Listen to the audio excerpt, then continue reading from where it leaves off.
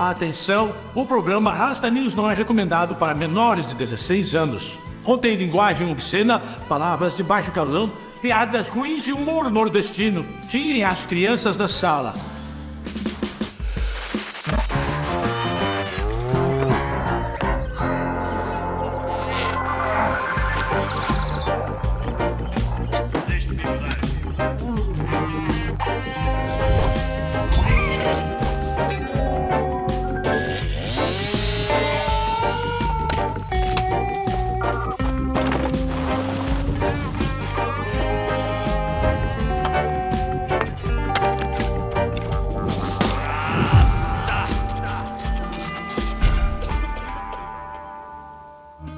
Boa noite, embaixadores. Boa noite, rastos e rastas. Sejam bem-vindos a mais um Rasta News, o seu jornal semanal isento de notícias. Mais ágil que uma tartaruga, mais forte que um rato, mais inteligente que um asno, ou apenas um dos comediantes mais comediosos da América Latina. No Rasta News de hoje, falaremos sobre um homem que, com a sua simplicidade, há 50 anos, nos faz rir das mesmas piadas e que, com seu humor simples e despretensioso, nos transmitiu bons valores, sem que sequer percebêssemos. No Rasta News de hoje, Roberto Gomes Bolanhos.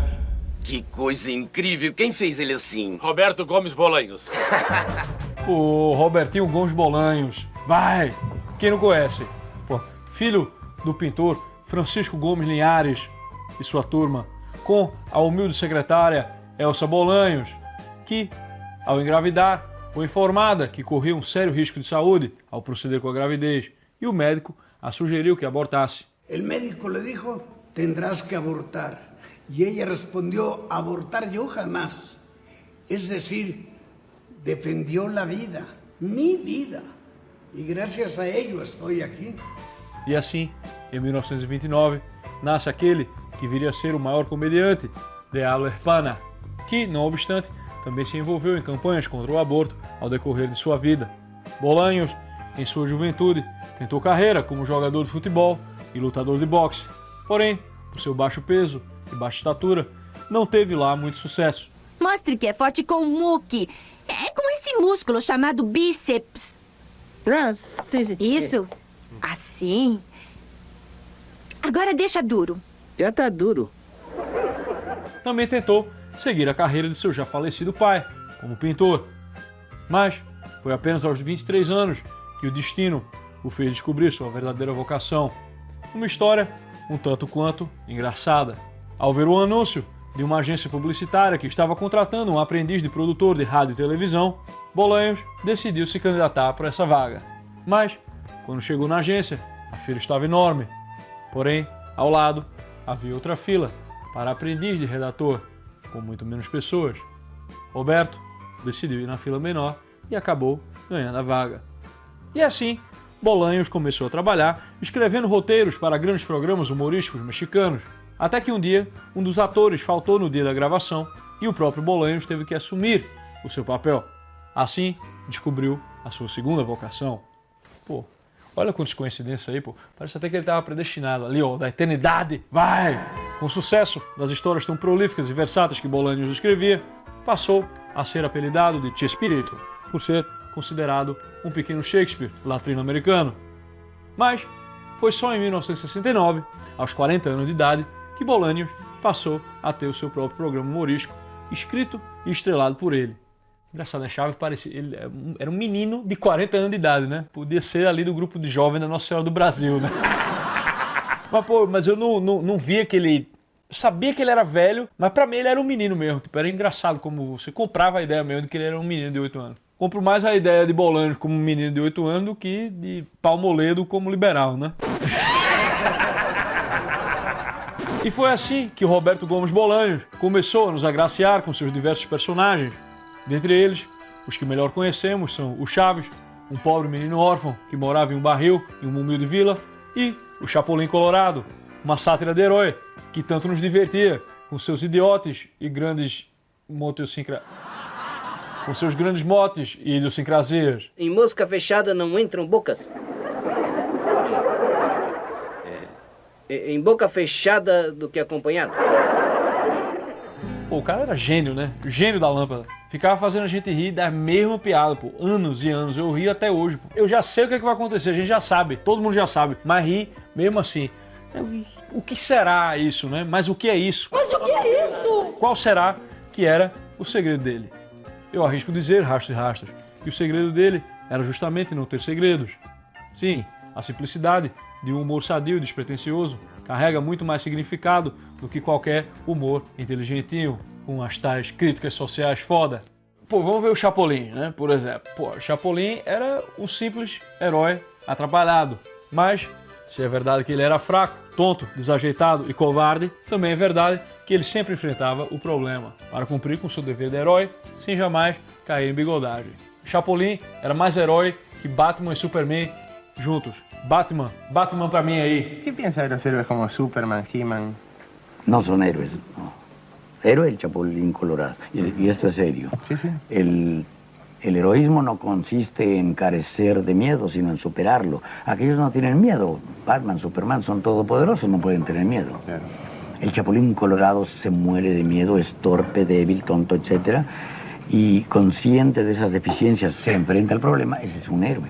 Isso sem falar que o Chapolin era a onipresença divina, né? Ele estava em todos os lugares. O bicho, porra, já fez de tudo. Ele já teve na União Soviética, já lutou no Velho Oeste, já chutou a bunda do Hitler, já teve até no Japão feudal, meu amigo. Já foi pra Marte, muito antes de Elon Musk. Vocês ficam aí, ó, tipo, pagando pau pra Elon Musk. Ah, não, porque ele mandou o foguete, mandou um pintaralho lá pro espaço. Não, o Chapolin foi o grande Doctor Who latino-americano.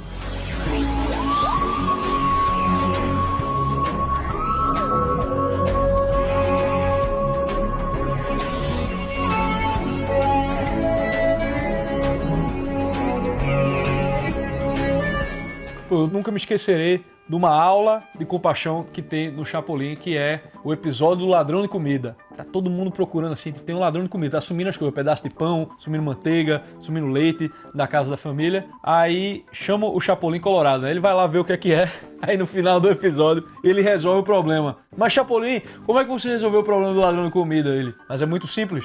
Dele de comer. Tava lá o ladrão sentado na mesa, comendo. Muito bom. Isso aí é o espírito da caridade, meu filho. O pessoal precisa entender isso aí para que não fique a esquerda monopolizando isso aí, não. Viu que isso é uma coisa bonita, mas que eles usam para fazer bigodagem.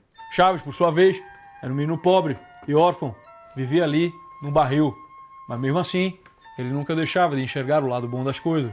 Assim como muitas crianças pobres pela América Latina, Chaves não precisava muito para se divertir. Uma simples vassoura, um graveto, uma lata ou um sanduíche de presunto já era o suficiente para divertir o pobre menino, tanto quanto ele nos divertia. Como já dizia o filósofo grego Diógenes de Sinop, também conhecido como o cínico, o cachorrão, tem mais quem se satisfaz com o mínimo. Assim como Chaves, dizem lá que Diógenes morava no barril e vivia o desprendimento dos bens materiais. Ambos nos mostram que mesmo na miséria é possível encontrar a felicidade numa vadiagem santa. Bolanhos não apenas nos mostrou que o Chaves conseguia se satisfazer com coisas simples, mas que também nós, espectadores. E já que falamos do Chaves, como não falar dos outros personagens da vila? Acho que um dos mais memoráveis e grande influência é o Seu Madruga, que assim como eu, detestava trabalhar. A gente vê que está triste, Seu Madruga. Sim. Eu compreendo. É porque não conseguiu trabalho. Ao contrário. É porque consegui. Que me lembra, inclusive, uma história que aconteceu comigo há uns bons anos. E foi mais ou menos assim. Era março de 2005 e eu havia acabado de conseguir o meu primeiro emprego. Eu, desde a mais tenra idade, nunca gostei do trabalho. E como honestidade eu ainda estava totalmente contaminado pelas ideologias pomadistas, eu estava muito descontente com a situação. Então, eu caí em bigodagem e faltei no meu primeiro dia de trabalho. Ao invés de ir trabalhar, entrei em minha máquina do tempo e fui viajar para alguma data aleatória para fugir da labuta e de minhas responsabilidades. Eis que, por acaso do destino, a máquina do tempo acabou por me levar para 19 de março de 1972, na Cidade do México. E lá estava eu, no meio das gravações do primeiro episódio de Chaves. Eu fiquei estupefato quando olhei aos meus arredores e pude ver a vila com os meus próprios olhos. Então, eis que sai da porta do 14 o homem em carne e osso, ou apenas osso, o Seu Madruga. Eu imediatamente fui tietá-lo e ficamos umas boas horas batendo um papo. Falei para ele o quanto eu me identificava com o seu personagem e o quanto eu também não gostava de trabalhar, até que eventualmente eu contei a ele da minha situação e que havia faltado ao meu primeiro dia de trabalho. Eis que então, seu Madruga me deu um conselho muito certo e muito verdadeiro. Não há nada mais trabalhoso do que viver sem trabalhar. Essas palavras tocaram meu coração, já tão infectado pelos parasitas universitários. Então, após esse conselho, voltei para a minha linha do tempo e a partir de então, abracei o trabalho culposo, que é o trabalho digno, mesmo quando não se há a intenção de trabalhar. Invejosos dirão que é mentira, mas pode conferir lá, ó, primeiro episódio do Chaves, tô lá, ó, apareço lá, ó, figurante, pode ver, ó. Enfim, lhes conto essa história, rastos e rastos, para mostrar que há muito mais por trás dos personagens daquela vila do que pode parecer à primeira vista. Mas, diferentemente desses comediantezinhos afetados, fica ali com aquela retórica pedante, né? Querendo fazer aquelas críticas empombadas para ganhar aplauso de Simplício metido a cult. Bolanhos era despretensioso em suas mensagens. Ele não queria fazer o joguinho do humor inteligente, essa galera metida intelectual, que gosta ali de ficar dando lição de moral com seus juízos duvidosos. Bolanhos fazia um humor simples, universal e atemporal, que arrancava risadas desde uma criança no Chile até uma idosa no Japão.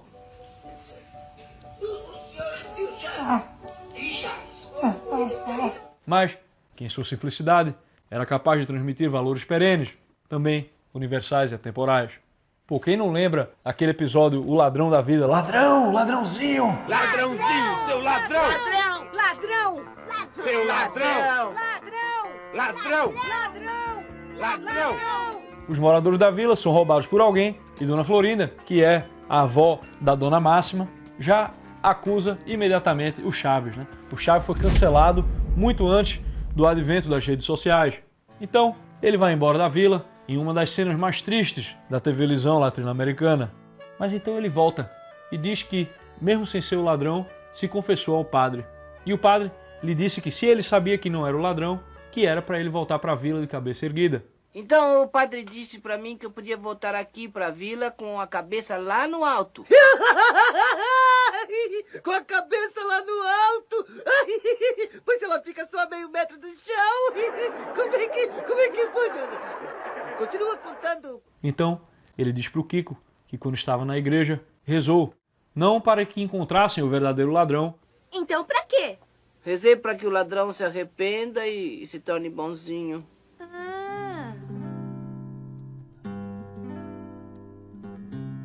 O ladrão ouve a conversa e, arrependido, devolve tudo o que havia roubado. Apareceu o meu ferro. E o meu também. Ah, é?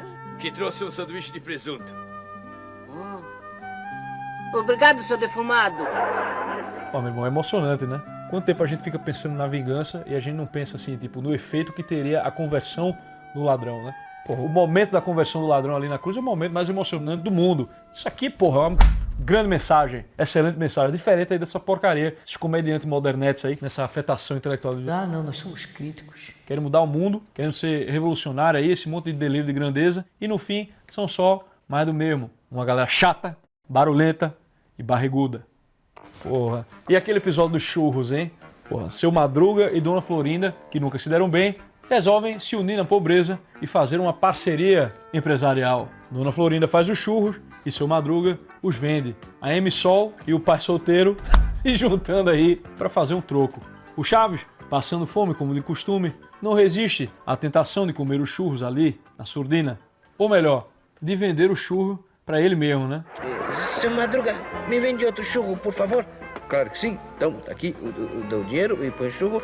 Seu Madruga, aqui tá, eu quero outro churro, dá o dinheiro. E então, aqui tá o churro. Então, seu churro, aqui tá o Madruga, seu... Se fosse hoje, provavelmente ele ocuparia um cargo aí como ministro da Economia, né? Seu Madruga, então, pega o Chaves no flagra. Pois agora não escapa de tomar um...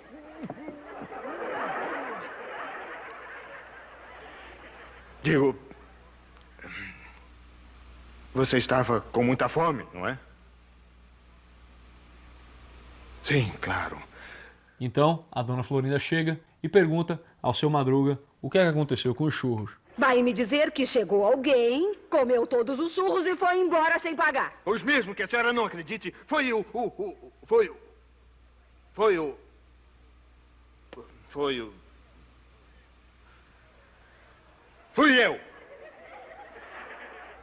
Não vai me bater? Não, seu Madruga. Lá dentro, o Chaves me confessou tudo. Bom, mas é que eu... E o senhor assumiu a responsabilidade ao invés de acusá-lo. Bom, é que eu... Sabe, seu Madruga, dá gosto tê-lo como vizinho. Um homem. Pô, seu Madruga é foda, né, cara? O cara é uma inspiração, convenhamos, né? Você vê, né, que tem o momento que ele dá uns tapas errados no Chaves, tá? Mas no frigir dos ovos, eles vão se ajudando, né? Eles vão ali operando um na vida do outro, uma transformação importante. Bolanhos reforçava aqueles valores velhos, simples, que todos nós já conhecemos, mas que muitas vezes acabamos esquecendo. Ele realmente nos mostrou que as mensagens mais profundas estão em ideais bem mais simples. Bolanhos, ao contrário de roqueiro, fuleiro, firuleiro, que nem Ingrid Malmsteen, mostrou que o menos é mais. Só que, é claro, como qualquer divertimento que a gente teve na infância, ele já caiu nas garras dos paleteiros críticos e os canceladores da internet. Olha esse tweet aqui, ó. Chaves tinha atraso de aluguel, criança em situação de barril, fome, escola, pai agredindo filha, mãe solo, bruxa. Sempre acho surreal a ideia disso ser programa infantil e que aparentemente não nos traumatizou. Sabe por que não traumatizava, minha filha? Porque tinha um negócio chamado amor. Entendeu? Não era esse amor aí que você começa no furico e termina no cigarrinho, não. Entendeu? Um amor mais profundo, minha filha. Com perdão, com articulação de tudo que tem nas circunstâncias ali. Você vive aí preso no mundo do inquisidor Dostoiévski ali, né? Tipo, é preciso dar o pão primeiro para que se tenha virtude. Ali, Bolanhos discorda de vocês. Ele mostra a virtude surgindo mesmo antes do pão. Você não entende isso? Faz 15 anos que você não pisa na igrejinha ali, né? Para confessar seus pecados, essa rapariga. Agora, ô minha filha, isso não existe na vida real também não. Criança pobre passando fome é uma das coisas mais comuns de ver na América Latina. Você quer o quê? Fingir que não existe? Achar que não é possível haver ali uma redenção, uma felicidade? Vai ver lá a sua Patricinha de Beverly Hills, então, pô. Vai ver Barbie no Mundo das Fadas, né? Que aí não tem gente pobre, né? Só tem gente rica e extremamente pedante, extremamente... umas cobras. É uma coisa engraçada, né? Vocês falam tanto de representatividade, mas fica o biruta quando vê um personagem pobre tipo, vivendo uma vida simples. Eles não gostam de ver quando é um pobre alegre, feliz e cantando. Depois, quem tem problema com pobre andando de avião, sou eu que nunca vi no avião, só vejo funcionário público. Digo e repito. Um pobre que, por mais que se desentenda com seus vizinhos, mantém com eles uma relação bonita, de carinho e amizade. Na Vila do Chaves, todos são representados. Até vocês aí, a rapariga espiritual, consegue se identificar lá com a bruxa do 71, que era mais legal que vocês. Nós vamos realizar aqui uma sessão espírita. Não, olha aqui. Esta é a minha casa e eu não quero. Não se preocupe. Cá entre nós, eu tenho faculdades mediúnicas. Mas representatividade para vocês seria o quê, meus rastes? Uma chiquinha lésbica, o Kiko, não binário, o Kikika, o seu barriga body positive, ou pior, o seu Madruga da força, trabalhador e líder sindical. Aí também, líder sindical que trabalha, não fecha essa conta, né? Então deixa de picuinha e vamos apreciar uma das maiores obras da comédia latino-americana. Uma obra-prima sem frescura, uma obra-prima sem mimimi, uma obra-prima que é bela sem culpar os outros pelos nossos problemas e sem jamais cair em bigodagem. E falando em bigodagem, é hora do nosso Troféu Bigodagem. E o Troféu Bigodagem de hoje vai para ninguém menos que o Chaves. O Chaves? Do barril? É, Bel, só que esse aí é do outro barril, entendeu? Do barril de petróleo. Hugo Chávez. Hugo Chávez é o típico caso de cuidado com o que você deseja. Digo isso porque o ditador seguiu uma carreira muito visada, que é a carreira militar, e já tentou seu primeiro golpe já em 1992, no qual ele terminou sendo preso e enviado para Papuda. E tem que ter muito cuidado quando se manda criminoso político para Papuda, porque lá é onde ele geralmente tem a chance e o tempo para maquinar as bigodagens que podem vir a assolar o país quando rola alguma mudança na amistosidade dos poderes vigentes. Foi exatamente o que aconteceu com Chávez em 94, quando Rafael Caldera, parece nome de personagem de novela mexicana, né? Assumiu a presidência e soltou o Chávez. O drama é mexicano mesmo. Mariela de Maira. Não podendo voltar ao exército, saiu, então, numa turnezinha de treinamento com aquela galera gente boa, que é PhD na bigodagem. Em Cuba, se aliou a Fidel Castro que muito aconselhou Chávez e por quem tinha grande reverência, se aliou também com o narcotráfico colombiano, através das Farc e do Exército de Liberação Nacional, com quem Chávez passou um período ali de 5 a 6 meses praticando o quê? Não vou dizer aqui para não pegar mal, né? Fica feio pro menino, ele é amigo de umas pessoas aí, né? Mas imagino que foi ali, passou 5 a 6 meses praticando corte e costura, artesanato sustentável, tudo ali ao som de Eric Clapton. Foi nessa época que ele ganhou até o nome de guerra, Comandante Centeno. Devia ser o nick dele ali, jogando CS nas lan house da Rolômbia, né? Bichinho, inocente, fez nada de mal. Pois bem, Chávez venceu a eleição de 98 com 56% dos votos. E o cheiro de bigodagem já começou no seu juramento. Quando um presidente ganha em qualquer lugar normal, você tem aquele juramento lá, a Constituição, né? Uma promessa ali de uma certa estabilidade e uma atmosfera de legalidade, mesmo que falsa. Pois em 99, o Chávez já faz o seu juramento ali, chamando a Constituição de moribunda e dizendo que vai fazer uma constituinte digna da Venezuela. Sobre esta moribunda Constitución haré cumplir, impulsaré las transformaciones democráticas necesarias para que la República Nueva tenga una carta magna adecuada a los nuevos tiempos. Constituintes, meus amigos, são sempre perigosas. As pessoas voltam empolgadas com o momento político e sem muita noção do perigo. A Constituinte de Chávez foi realmente um excesso de democracia, com 88% de votos a favor no referendo. Na prática, esta Constituinte terminou com 95% dos seus membros sendo aliados de Chávez e, em agosto de 99, essa maioria esmagadora, então, inaugurou a temporada efetiva de bigodagens.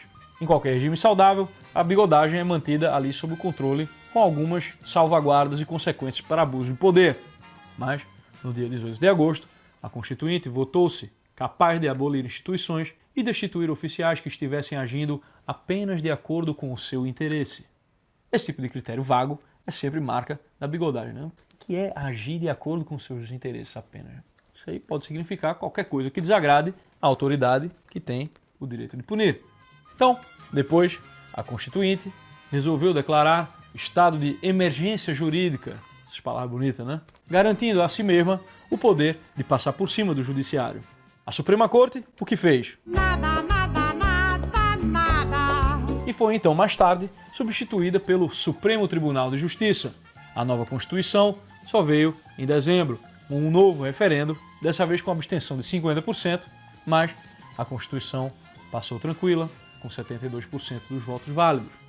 Lembra ali que no Brasil dos anos 90, o pessoal discutia se será que a gente aumenta o mandato do presidente? Será que a gente permite a reeleição? Esse ou esse? Esse ou esse? Pois a Venezuela disse: Pois sim. E você não pensa em fazer nada a respeito. Pois não. Aumentou o mandato para 6 anos com direito à reeleição. E o Congresso bicameral virou uma Assembleia Legislativa única. E por que eu digo cuidado com o que deseja, senhoras e senhores? Porque a Assembleia também garantiu ao presidente o direito de legislar e ele deu ao clube militar de lá um poder muito maior do que apenas emitir nota de repúdio diariamente. Clube Militar, notas de repúdio diariamente. E foi assim que nasceu a República Bolivariana da Venezuela. As eventuais oposições ao regime foram suprimidas e as eventuais crises institucionais remediadas com auxílio de aliados internacionais, como a Fundação Jimmy Carter, possivelmente o pior presidente americano do século passado, e um certo grupo, que eu não sei mais se eu posso falar o nome, para não pegar mal para a galera aqui, né?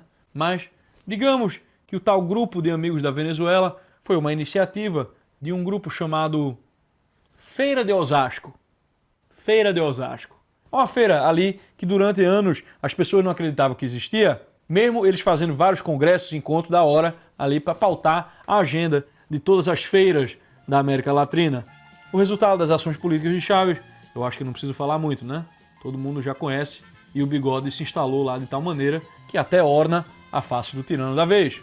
Chávez não se responsabilizou por suas ações em vida e agora só nos resta esperar que esteja quentinho no seu apartamentinho lá no quinto andar do condomínio Malibu. Merece aqui o nosso troféu bigodagem. Rasta, qual o animal que come com o rabo? Jojo Todinho. Não, eu sei essa aí eu sei. Todos, porque não podem tirar o rabo para comer. Rasta, o que vale mais, 1 quilo de tomates ou 1 quilo de cebola? Pô, essa aí eu sabia com maçãs. Reprovado! Rasta, em quantas partes se divide a música? Se divide em 3 partes, filho. Música. Rasta, o que significa o Dia da Liberação Feminina? A Chiquinha já explicou isso aí. Agora nós, as mulheres, não temos mais que pedir permissão para os homens para não cometer as barbaridades que nós cometíamos antes quando não nos davam permissão. Rasta, poderia fazer uma observação acerca da situação atual do país? Posso.